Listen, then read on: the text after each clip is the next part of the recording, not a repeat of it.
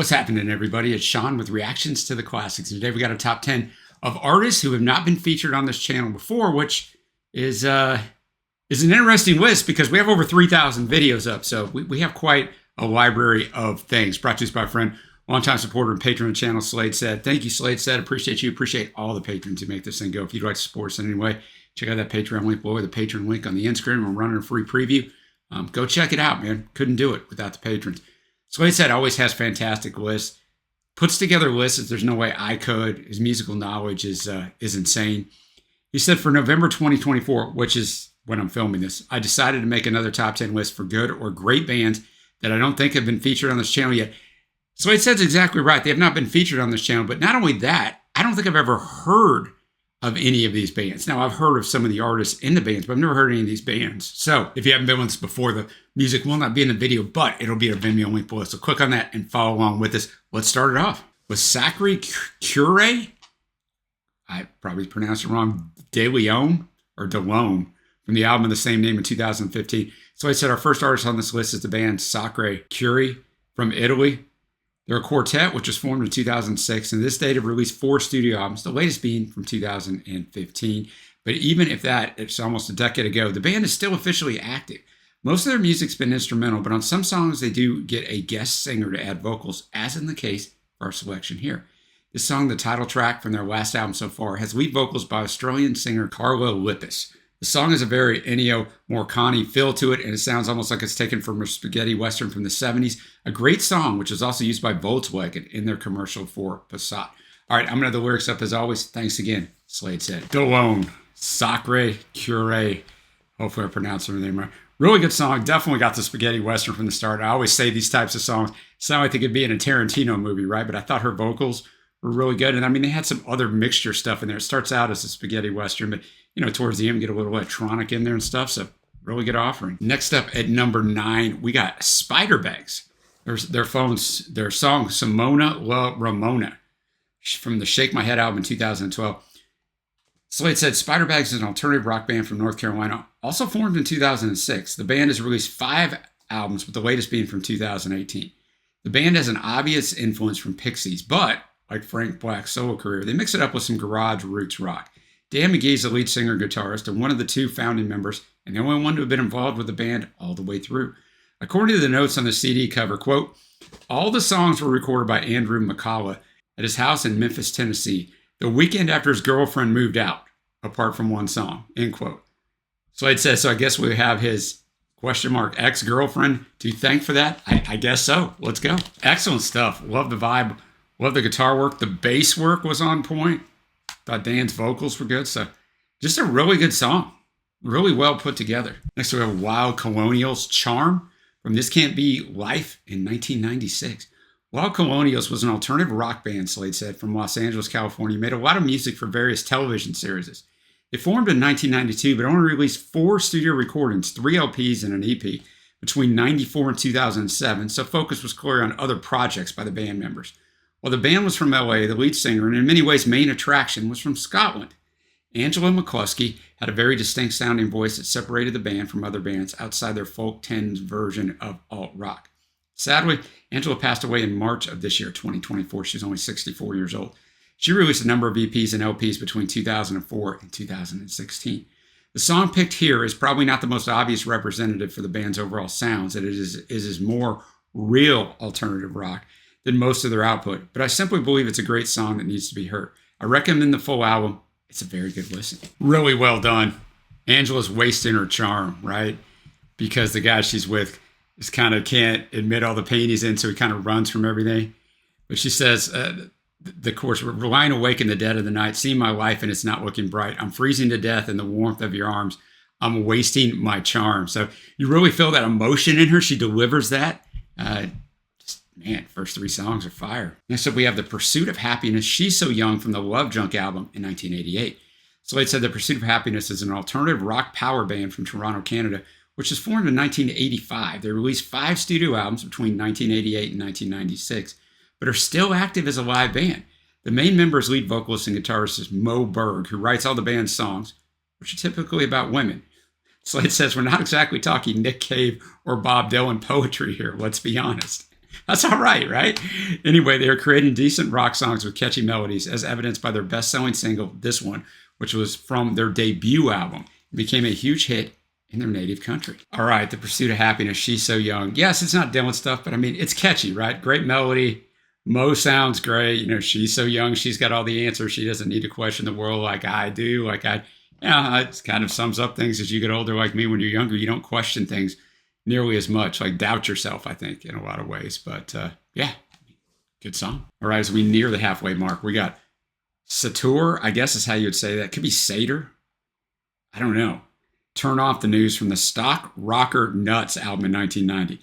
They're a Swedish band, Slade said, which was formed in 1987. They released 9 studio albums to date, with the latest Return of the Barbecue Killers from 2022, following an 11-year break between albums. Their style is somewhere in the landscape between hard rock and alternative rock, and often includes gallows humor. I used to listen to the 1990 album, this one, Stock Rocker Nuts, from 1990 a lot, so I will let my bias decide that I pick a song of that album, and I choose to go with the album opener, Turn Off the News. All right, we're going with Sator. That's what we're going to call him. Turn Off the News and go right to the very last second. So catchy. It's just so catchy, right? Turn Off the News. Reminds me of some 80s stuff. Almost sounds like the band Autograph. I'm dating myself like crazy right there. But really, really well done, man. And the sentiment of it, Turn Off the News, it was right back then. It's right now. As I'm sitting here at the time I'm filming this, less than a week away from the presidential election here in the U.S. And turn off the news, man. You want to hear all the nonsense. But at any time, almost everything on the news is depressing stuff, right? So, and he talks about that his neighbors on the news thinks maybe he was dead. All right, as we go to the top 5, we got Frank Carter and the Rattlesnakes. Great name, man.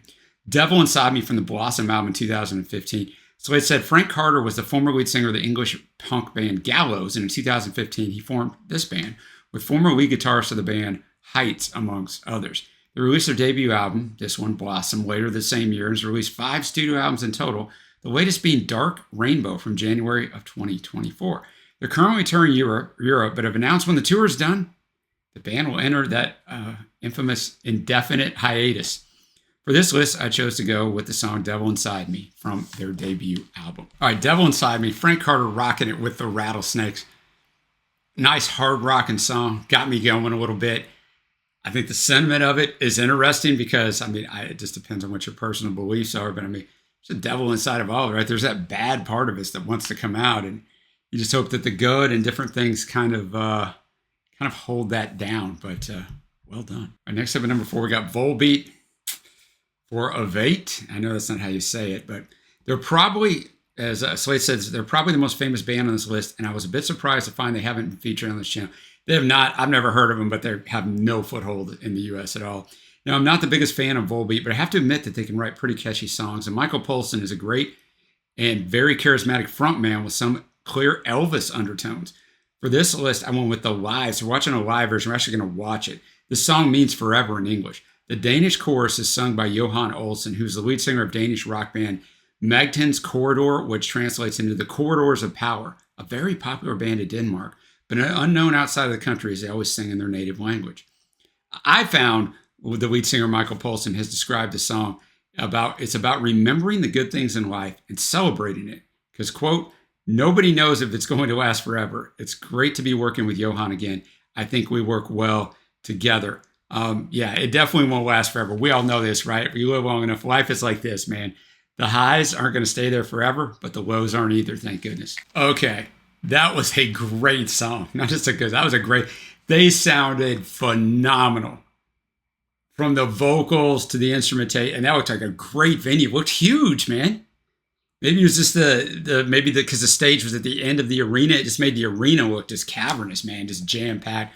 Great vibe. Even had a guy up there on the banjo dressed like he was a refugee from the Beach Boys, man. We had everything up there. That was greatness. Next up at number 3, we got Madrugada, vocal from the Industrial Silence album. Madrugada is a Norwegian blues-inspired alternative rock band with some dark country folk tendencies as well. They formed in 1993 and lasted until 2008 when they disbanded. They reunited in 2018. Their style can be compared to bands like the Walkabouts and Grant Lee Buffalo, both up on the channel and both fantastic. Lead singer Sivert Høyem is a definite positive for the band, as evidenced by the pick here, Vocal, which is the first song on the debut album. You will want to hear more from the band when you've heard the song, and you won't be disappointed. This is a great band. Slade Said never usually goes in that, so I will take his word for it. And also, I always point this out. Whenever you hear the first song from the first album, I think it's always like, it's an important thing to know what they wanted you to hear for the first time ever from them. Like, it's not just some sort of haphazard thing to me. Like, it's a big deal. That song was fantastic too. This is a song by professional musicians. The voice, it's almost like a Chris Isaac mixed with something. The tone of his voice and just the arrangement is so good, right? The production is fantastic. Great song. So we got 2 songs left. We got Lard, The Power of Lard, from the EP of the same name in 1989. Slade said, Lard is one of the numerous side projects that either Ministry's Al Jorgensen or former Dead Kennedys frontman Joe Biafra has been involved with. Lard was formed in 1988 with the 2 aforementioned persons, along with bass player Paul Barker, also from Ministry on bass, and Jeff Ward from Revolting Cocks and later 9 Inch Nails on drums. Style-wise, it mixes Ministry's industrial metal with Jello's hardcore punk style, just as you would expect, including his always thought-provoking lyrics.